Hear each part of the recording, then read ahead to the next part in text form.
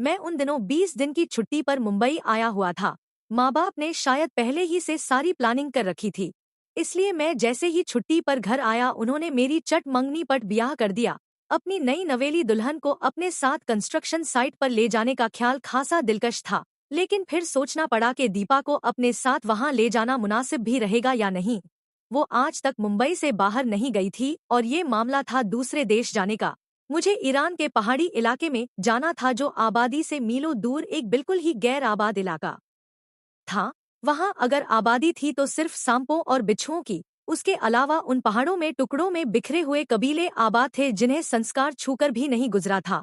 मुझे जिस जगह जाना था वो ईरान और तुर्की की सीमा के करीब थी। उन दोनों देशों की सीमा पर ऊंचे पहाड़ों में जंगली कबीले आबाद थे। ये कबीले उन देशों के खिलाफ छापा मार कार्रवाइयां करते रहते थे। कोई इंसान उस तरफ जाने की कल्पना भी नहीं कर सकता था।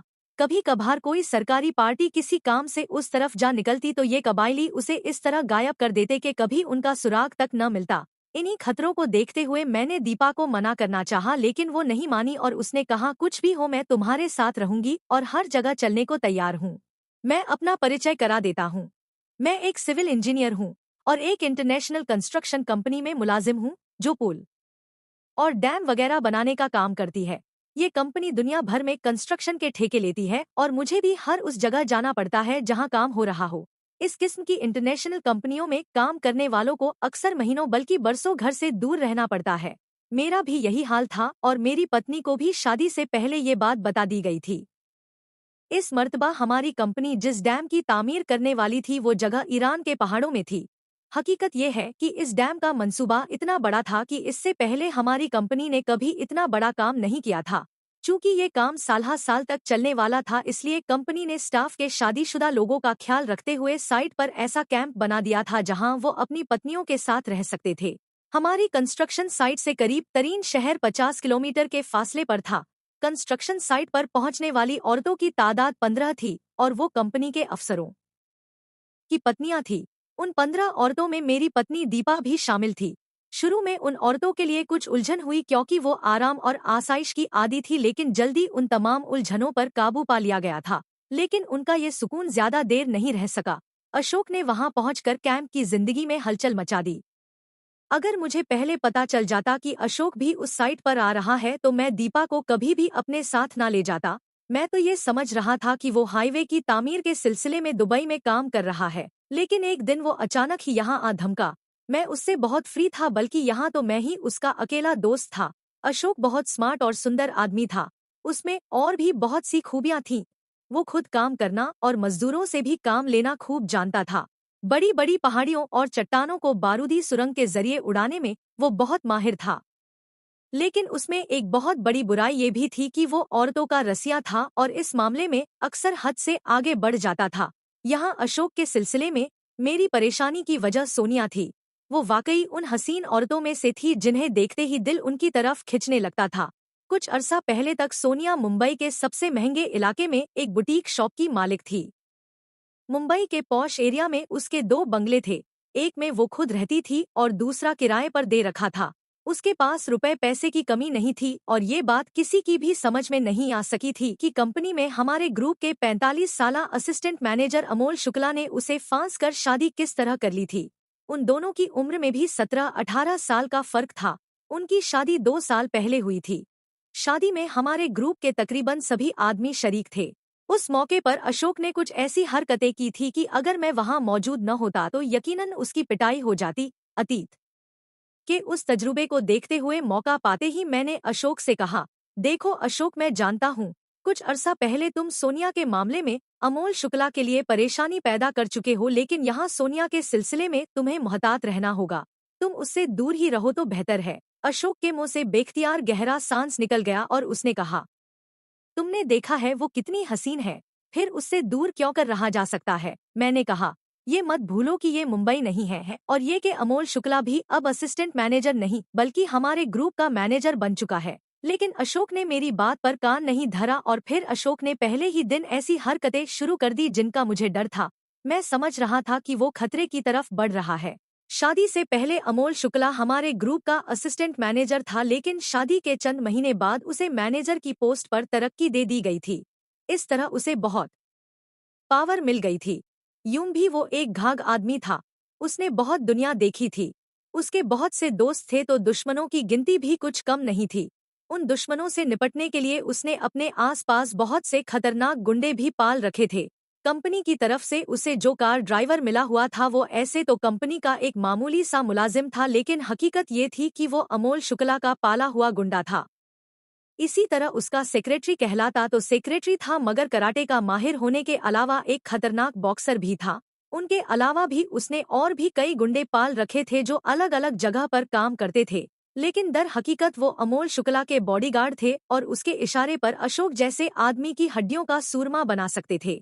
जाहिर है ऐसे लोगों की मौजूदगी में अमोल शुक्ला की पत्नी पर बुरी नजर डालने का मतलब अपने आप को मौत के मुंह में धकेलने जैसा था। इसलिए मैं अशोक के दोस्त की हैसियत से चाहता था कि वो अमोल शुक्ला की पत्नी सोनिया में दिलचस्पी लेना छोड़ दे। अशोक को चट्टाने उड़ाने के लिए एक बारूदी पार्टी का इंचार्ज बना दिया गया। मैं उन दिनों कुछ जाती मसले में उलझा हुआ था। मेरी पत्नी दीपा उस गैर आबाद इलाके में रहते हुए बोरियत का शिकार होने लगी थी। गर्मी और धूल से वो बेहद परेशान थी। कबायली मजदूरों की वो फौज भी उसे एक आंख ना भाती जो काम के लिए आस पास के इलाकों से जमा की गई थी। चंद रोज तो दीपा ये सब कुछ बर्दाश्त करती रही, फिर बोल पड़ी, मैं यहाँ किस तरह रहूंगी? ना कोई तफरी है, ना आने जाने की कोई जगह। बंजर वीरान पहाड़ है। लंबे तड़ंगे इन वहशी मजदूरों को देखकर तो मुझे खौफ आने लगा है। इसीलिए तो मैंने कहा था कि तुम्हारा मेरे साथ साइट पर आना ठीक नहीं होगा, लेकिन तुम किसी तरह मानी नहीं। तुम तो मेरे साथ आने के लिए जिद कर रही थी। दीपा ने गहरी सांस लेते हुए कहा, अब तो मैं आ ही चुकी हूँ। किसी न किसी तरह वक्त गुजारना ही पड़ेगा। बात सिर्फ मेरी पत्नी दीपा की नहीं थी। यहाँ आने वाली दूसरी औरतों का भी तकरीबन यही हाल था। अलबत्ता हमारे मैनेजर की पत्नी सोनिया को देखकर अंदाजा लगाया जा सकता था कि वो न सिर्फ मुतमिन थी बल्कि खुश भी नजर आती थी। उसे शायद ये वीरान पहाड़ी इलाका बहुत पसंद आया था। उसके मुतमईन रहने की एक वजह शायद ये भी थी कि वो जब चाहती वापस जा सकती थी। लेकिन दूसरी औरतों को ये सहूलत हासिल नहीं थी। उन्हें अपने पतियों के साथ उस वक्त तक यही रहना था जब तक डैम का काम पूरा नहीं हो जाता। अशोक जब भी काम से वापस आता तो मुझसे मुलाकात जरूर करता, लेकिन एक मर्तबा जब वो बारूदी पार्टी के साथ काम करने के बाद वापस आया तो मुझसे मुलाकात नहीं की। उसकी वापसी की खबर मुझे दीपा ने दी। मेरा ख्याल है तुम्हारा दोस्त इन दिनों पूजा गुप्ता के साथ इश्क की पेंगे बढ़ा रहा है, दीपा ने बड़े राजदाराना लहजे में कहा। मैंने कहा, पूजा गुप्ता बहुत ही बेबाक और फ्रीलांस किस्म की औरत है, जो चाहे उसे इश्क लड़ा सकता है। वो कंपनी के तकरीबन तमाम अफसर से इश्क लड़ा चुकी है। एक जमाने में मेरे साथ भी पूजा का रोमांस चला था, लेकिन हमारा ये रोमांस बहुत मुख्तसर साबित हुआ था क्योंकि उस दौरान में एक बड़ा अफसर बीच में कूद पड़ा था और पूजा मुझे छोड़कर उसकी तरफ चली गई थी। लेकिन जाहिर है मैं अपनी पत्नी के सामने इसका एतराफ नहीं कर सकता था। उसने मुझसे पूछा, क्या पूजा के पति संदीप को ये सब कुछ मालूम है? उसे वो कुछ नहीं कहता। मैंने कहा, पूजा के पति को उसकी कतई परवाह नहीं है। वो बड़ा बेपरवाह आदमी है, जानता सब कुछ है, लेकिन उसने पूजा से कभी इस बारे में बात नहीं की। संदीप अपनी पत्नी की एक एक हरकत से आगाह था, लेकिन खामोशी में ही अपनी बेहतरी समझता था, या शायद यूं था कि उसे अपनी पत्नी से वाकई बहुत मोहब्बत थी और वो डरता था कि अगर कोई सख्ती की तो वो उसे छोड़कर चली ना जाए। इसलिए उसकी तमाम हरकतों को बर्दाश्त कर रहा था। हमारा मैनेजर अमोल शुक्ला अपनी पत्नी के साथ 3-4 दिन के लिए शहर गया हुआ था। उस दौरान में साइट पर एक हादसा हो गया जिसमें 3 आदमी मर गए। इत्तफाक से उसके अगले ही दिन खबर मिली कि वो अपनी पत्नी के साथ वापस आ रहा है। अशोक ने मुझसे कहा, वो कल वापस आ रही है। हैरत है, इतनी सुंदर औरत ने उस लंगूर से शादी कैसे कर ली? मैंने कहा, तुम्हें उसकी इतनी फिक्र क्यों है? लंगूर की बजाय तुम अपना ख्याल करो, इसी में तुम्हारी भलाई है। अगर तुम अपनी हरकतों से बाज ना आए तो याद रखो कि नौकरी से हाथ धोने पड़ेंगे, इसके अलावा अच्छी खासी पिटाई भी हो जाएगी। उसने ताव दिखाते हुए कहा, देखो मिस्टर, तुम अपना काम करो और मुझे ज्यादा समझाने की कोशिश मत किया करो। उसका लहजा बदला हुआ था। मुझे भी बड़ा गुस्सा आया, लेकिन मैं उससे बहस नहीं करना चाहता था, इसलिए खामोश हो गया। बाद में मैंने सोचा, अगर ये आदमी औरत के लिए इतना ही पागल हो रहा है तो शादी क्यों नहीं कर लेता? वैसे सुना था कि उसने बहुत पहले शादी की थी, लेकिन फिर कुछ ही दिनों बाद बीवी को तलाक दे दी थी। वो तन्हा था और यहाँ पहाड़ों की गर्मी उसे सता रही थी। कुछ दिनों बाद फिर एक हादसा हो गया। इस मर्तबा कंपनी का मैनेजर अमोल शुक्ला मरते मरते बाल बाल बचा था। फिर भी उसे काफी चोटें आई थी और उसे कई दिनों तक कैंप के अस्पताल में रहना पड़ा था। इस दौरान में सोनिया अपने टेंट में अकेली रहती थी। सिचुएशन को समझने की कोशिश करते हुए मेरे जहन में एक और शक ने सर उभारा। कहीं अमोल शुक्ला के साथ होने वाला हादसा किसी साजिश का नतीजा तो नहीं था। जहन में ये ख्याल आते ही मैंने एक मर्तबा फिर अशोक को समझाना जरूरी समझा, लेकिन वो तो मेरी बात सुनने को तैयार ही नहीं था। उसके उल्टा हठधर्मी दिखाते हुए कहने लगा, मैं सोनिया से बेपनाह मोहब्बत करने लगा हूँ और उसके बगैर जिंदा रहने की कल्पना भी नहीं कर सकता। मैं जानता था ये सब बनावटी बातें हैं। वो जिसे मोहब्बत कह रहा था वो उसकी हवस थी। अशोक जैसा हवसपरस्त और खुदगर्ज आदमी मोहब्बत कर ही नहीं सकता था। मैंने इन बातों का जिक्र अपनी पत्नी दीपा से किया तो उसने भी मेरे ख्याल को सही जाना। अशोक के बारे में मेरे शक बढ़ रहे थे और मैंने उसके खिलाफ तहकीक करने की ठान ली। दीपा उस वक्त सो रही थी। मैंने उठकर कपड़े बदले और खामोशी से टेंट से निकल गया। हर जगह गहरा अंधेरा फैला हुआ था। दूर किसी जगह मिक्सर जनरेटर का शोर गूंज रहा था। साइट पर दिन रात काम होता रहता था। वो शेड जहां डायनामाइट वगैरह रखा रहता था मेरे ही चार्ज में था और मेरे टेंट से तकरीबन 1 मील के फासले पर था। मैंने एक जीप ली और उस तरफ रवाना हो गया। रास्ते भर मैं ये सोचता रहा कि अशोक बारूद के इस्तेमाल का माहिर है। अगर बारूद उसके कब्जे में है तो वो एक खतरनाक आदमी बन सकता है। वो हर किस्म के बारूदी हादसे की साजिश कर सकता है। यही सब कुछ सोचते हुए मैं शेड तक पहुंच गया। शेड में हर चीज जो की तू मौजूद थी। फिर एकदम मुझे ख्याल आया कि अशोक को काम के लिए जितना बारूद और धमाके वाली चीज फराहम की जाती थी उनका उसे हिसाब देना पड़ता था। इसलिए वो इन चीजों को किसी और जगह इस्तेमाल नहीं कर सकता। लेकिन फिर ये ख्याल आया कि वो किसी चीज को कम इस्तेमाल करके अपने लिए छुपा भी तो सकता है। ये बात भला उसके सिवा कौन जान सकता है कि उसने किस काम में कितना बारूद इस्तेमाल किया है। यही सोचकर मैं अशोक के बारे में तफ्तीश करता रहा। एक तो मेरा अपना काम और दूसरे ये तफ्तीश। जिस्मानी और जहनी उलझन की वजह से मेरे दिमाग पर बोझ बढ़ने लगा। मैंने तफ्तीश में बड़ी राजदारी से काम लिया था। यहाँ तक कि अपनी पत्नी दीपा को भी इस बारे में कुछ नहीं बताया था। लेकिन उस दोहरी मेहनत की वजह से मेरे दिमाग और जिस्म पर बड़ा बोझ पड़ा और उसका नतीजा ये निकला कि मैं बीमार हो गया और मजबूरन मुझे भी कैंप के अस्पताल में दाखिल होना पड़ा। अस्पताल में दाखिल होने के बाद बाहर की दुनिया से बिल्कुल कटकर रह गया था। इस दौरान में अशोक और मैनेजर अमोल शुक्ला की बीवी सोनिया का चक्कर कहाँ तक पहुंचा मुझे इस सिलसिले में कोई खास बात मालूम ना हो सकी। दीपा जब मुझे देखने आती तो मैं उससे कुरेद कुरेद कर पूछता, लेकिन वो जो कुछ बताती वो ना काफी होता। मैं जब तक अस्पताल में रहा अशोक एक दिन भी मुझे देखने नहीं आया, बल्कि जब कई रोज बाद अस्पताल से छुट्टी मिली तो भी वो मुझसे मिलने नहीं आया। एक दिन इत्तेफाक से मुलाकात हो भी गई तो बड़े उखड़े उखड़े अंदाज में मिला। वो पहले से काफी बदला हुआ सा लगा।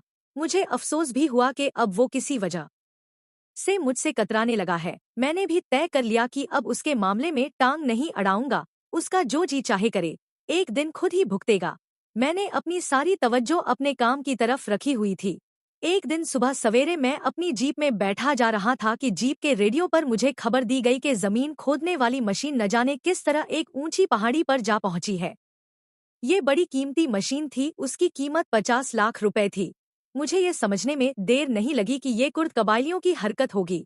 हमारे कैंप से छोटी मोटी चीज तो वो चुराते ही रहते हैं। अब उन्होंने ये इम्पोर्टेड मशीन रातों रात किस तरह पहाड़ी पर पहुंचा दी थी। वो इस मशीन को यकीनन पहाड़ी के दूसरी तरफ सीमा के उस पार ले जाना चाहते होंगे। इस खबर ने मुझे वाकई बहुत परेशान कर दिया था। मैंने उसी वक्त जीप की रफ्तार कम करके उसका रुख मोड़ दिया। तकरीबन 42 घंटे की भाग दौड़ के बाद मुझे बिस्तर पर जाना नसीब हुआ।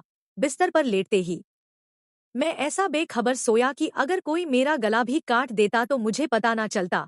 मुझे नहीं मालूम कि मैं कब तक सोता रहा, लेकिन जब मेरी आंख खुली तो पूजा गुप्ता मेरे बेड के करीब कुर्सी पर बैठी बड़ी गहरी नजरों से मेरी तरफ देख रही थी। उसे अपने टेंट में देखकर मुझे हैरत हुई थी। वो चंद लम्हे मेरी तरफ देखती रही। उसकी नजरों में हमदर्दी की झलक भी थी। फिर वो मध्यम लहजे में कहने लगी, अशोक एक औरत को लेकर कैंप से फरार हो गया है। ख्याल है कि वो उन पहाड़ियों में तुर्की की सीमा की तरफ निकल गए हैं। वो एक लम्हे को खामोश हुई, फिर मेरे चेहरे पर नजरें जमाते हुए बोली, जिस औरत को अशोक लेकर फरार हुआ है वो शुक्ला की पत्नी सोनिया नहीं बल्कि तुम्हारी पत्नी दीपा है। इस खबर को सुनने के बावजूद मैंने किसी गम और गुस्से का इजहार नहीं किया। मैंने बहुत सब्र से काम लिया। मैंने उस सदमे को जिस तरह बर्दाश्त किया उसकी तारीफ सभी लोगों ने की थी। लोग हमदर्दाना नजरों से मेरी तरफ देखने लगे। उन्हें उस मजलूम आदमी से हमदर्दी थी जिसे उसकी पत्नी और दोस्त ने धोखा दिया था। उस वाक्य को 5 साल हो चुके हैं। डैम का काम भी मुकम्मल हो चुका है। उस डैम का नाम तो कुछ और है, लेकिन अगर मैं उसे दीपा और अशोक की साझा कब्र कहूँ तो शायद गलत ना हो, क्योंकि उनकी हड्डियां उस डैम में लाखों टन कंक्रीट तले दबी हुई है। वाकया ये हुआ था कि जमीन खोदने वाली मशीन को पहाड़ से उतारने में तकरीबन 36 घंटे लगे थे। रात में भी मेरी निगरानी में उस भारी मशीन को पहाड़ से नीचे लाने का काम जारी रहा था। उस रात मैं बिल्कुल अप्रत्याशित ही अपने टेंट में जा पहुंचा था। वहां दीपा और अशोक दोनों इस हालत में बिस्तर पर एक साथ नजर आए कि मुझसे बर्दाश्त ना हो सका और मैंने दोनों को अपनी जगह से हरकत का मौका दिए बगैर मौत के घाट उतार दिया।